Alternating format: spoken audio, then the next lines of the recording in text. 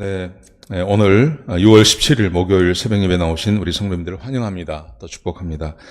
우리 말씀 나누기 전에 공동기도 제목으로 기도하는 시간 갖도록 하겠습니다. 기도하시겠습니다. 홍석과 집사의 암을 치료해 주십시오. 배옥준 집사의 뇌졸중을 치료해 주십시오. 은혜가 회복되고 오른쪽 팔다리에 힘이 생겨나도록 해 주십시오. 과간나 집사의 허리를 치료해 주십시오. 고나대 집사가 다시 걷도록 해 주십시오. 오기선 어린이가 회복이 잘 되게 해 주십시오. 강은봉 장로의 임파선 암을 치료해 주십시오. 김경수 집사의 당뇨를 치료해 주십시오. 우한 폐렴으로부터 우리를 지켜주십시오. 예수님의 이름으로 기도합니다. 아멘. 아멘. 오늘 본문의 말씀은 출애굽기 27장입니다. 27장 1절에서 27절까지 말씀입니다. 오늘 본문에서는 제단, 성막 안에 성막과 연관되어져 있는 제단과 그리고 성막 안에 있는 성막들, 그리고 등잔에 쓰이는 기름에 대해서 말씀하십니다. 이것 하나하나가 사실은 지금은 별로 의미가 없습니다. 왜냐하면 우리가 성전이 되었고 우리가 예수 그리스도를 믿음으로 말미암아 하나님께서 이제는 더 이상 성막이나 아니면 성전에 거하시는 분이 아니라 성전된 우리 안에 거하시기 때문에 사실은 그 성막에 대한 이 교훈의 말씀이 우리하고는 직접 연관이 없습니다. 그렇지만 이 안에서 굳이 또 우리가 하나하나의 의미를 생각해 보며 또 교훈을 또 찾는 것도 좋다고 생각합니다. 자, 먼저 제단에 대해서 한번 보시죠. 제단에 대해서 하나님께서 규격을 말씀하십니다. 너비와 길이는 5규빗, 그러니까 네모 반듯하죠. 정사각형이죠. 그리고 높이는 3규빗.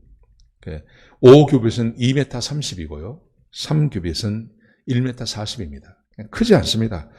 2m 30, 2m 30, 높이가 한 140 정도 되는 네모 반듯한 제단에 거기서 이제 하나님께 제물을 바쳐드립니다. 먼저 이 제단을 만들라고 말씀하십니다. 제단을 만들고 이 제단과 함께 쓰여질 다른 부속품도 함께 만들 것을 말씀하십니다. 부삽을 만들어야 되고요. 대야를 만들어야 되고 고기 갈고리를 만들어야 되고 또 불 옮기는 그릇, 이 모든 것을 롯으로 만들라고 그렇게 명령을 하십니다. 그러면서 하나님께서 이 제단을 옮기도록 제단을 옮기는 그 나무 막대기, 이것도 만들라고 말씀하시고 말씀하시면서 이제 이렇게 말씀하세요. 이 제단을 만드는데 산에서 보여준 대로 만들라. 규격을 딱 정하시고 그리고 산에서 보여준 대로 만들 것을 명령하십니다. 자, 8절 말씀을 제가 읽어드리겠습니다. 제단은 널판으로 속이 비게 만들 때 산에서 내게 보인 대로 그들이 만들게 하라.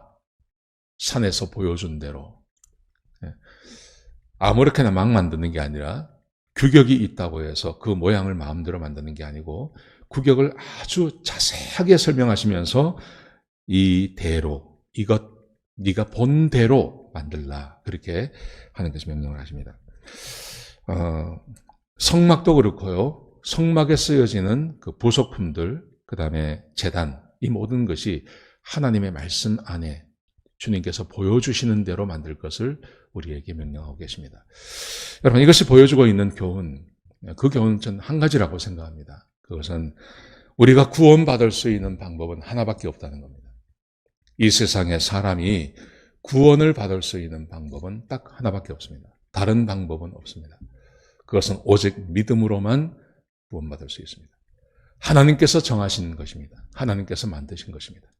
하나님께서 만드시고 정하신 방법 외에 다르게 구원을 얻을 수 있는 방법은 없다 하는 것이 오늘 본문이 우리에게 주어지고 있는 교훈입니다.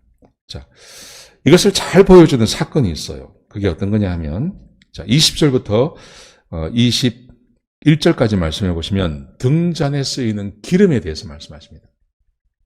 등잔 아시죠? 성막 안에 지성소 말고 성소 안에 있는 등잔대가 있지 않습니까? 들어가면 왼쪽에, 오른쪽에는 떡상이 있고요.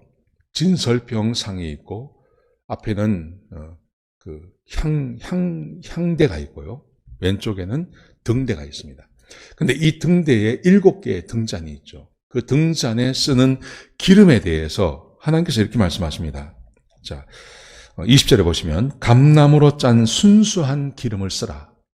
감나무로 짠 순수한 기름. 이게 무슨 말이냐면 감람류를 가지고 그 당시 기름을 많이 썼습니다. 요즘 마치 우리 촛대를 쓰듯이요. 그때는 감람류를 가지고 등잔에 불을 밝혔는데 그 감람류는 한정이 되어져 있고 사람들이 이것을 써야 되기 때문에 그 당시 어떻게 했냐면 감람나무의 열매를 통으로 집어넣고 그것을 즙자는 기계로 돌렸어요.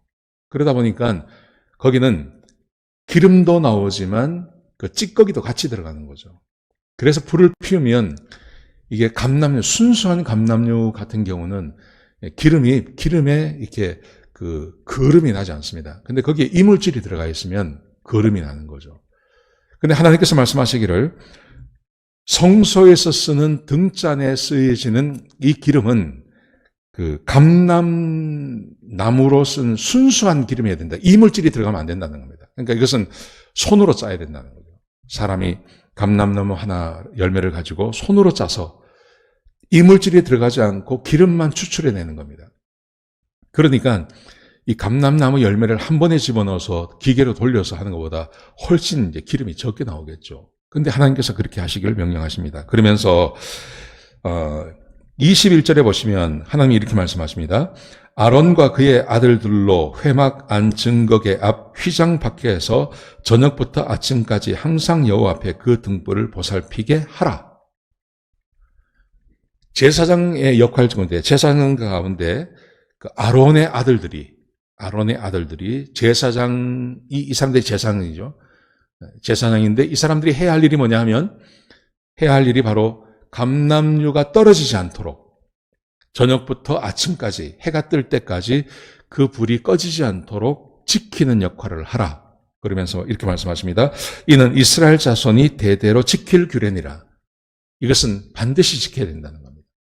그런데 아까 제단의 규격, 성막의 규격, 제단의 규격, 그리고 성막들의 규격, 하나님께서 규격을 말씀하시면서 강조하신 것이 내가 산에서 보여준 대로 하라. 그렇게 말씀하세요. 그러면서 이것은 대대로 이스라엘 백성들이 지킬 규례다. 이렇게 말씀하세요. 그런데 이 규례를 어기면 안 되는 겁니다. 규례를 어기면 안 돼요. 그런데 이 규례를 누가 어기냐 하면 아론의 두 아들 나답과 아비후가 레위기 10장에 보면 하나님께서 감람나무에서 나온 이 순수한 기름으로 드려야 되는데 이 두 아들이 다른 불을 드려요.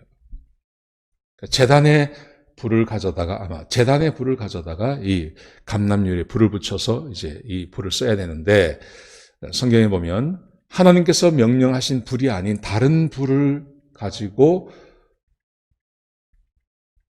성소 안에 있는 등잔에 불을 켜다가 나답과 아비후, 아론의 두 아들이 죽임을 당해요. 하나님께서 이렇게 하라고 했는데 그것이 아닌 다른 방법을 쓰다가 죽임을 당하는 거죠.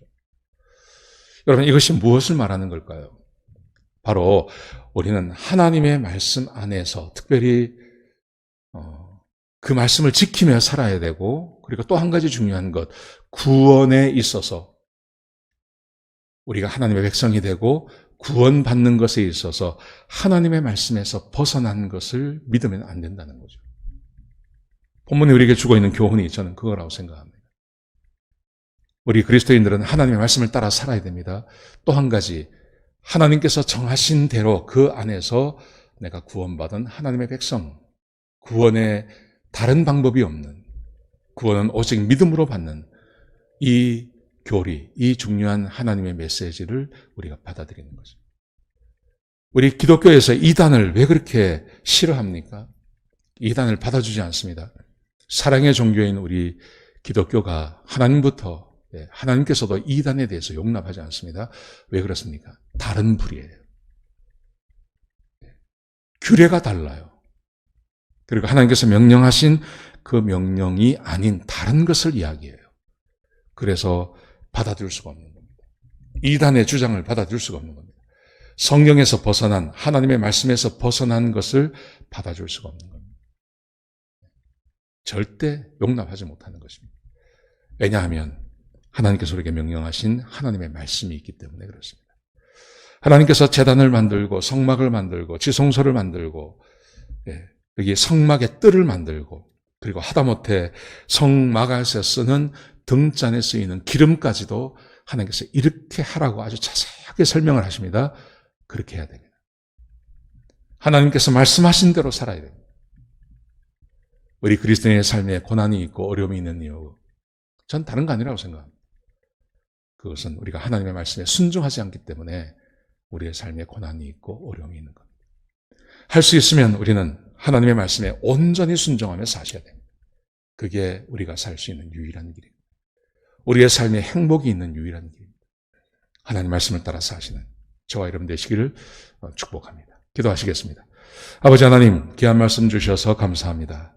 아버지 하나님, 우리 사랑하는 성도님들 하나님의 말씀을 따라 살게 하시고 구원의 도에서 벗어나지 않도록 인도하여 주옵소서. 주께서 우리에게 명령하시고 우리에게 요구하시는 그 말씀을 따라 사는 하나님의 백성들이 되게 인도하여 주옵소서. 주님 감사합니다. 예수님의 귀하신 이름으로 간절히 기도드렸습니다. 아멘.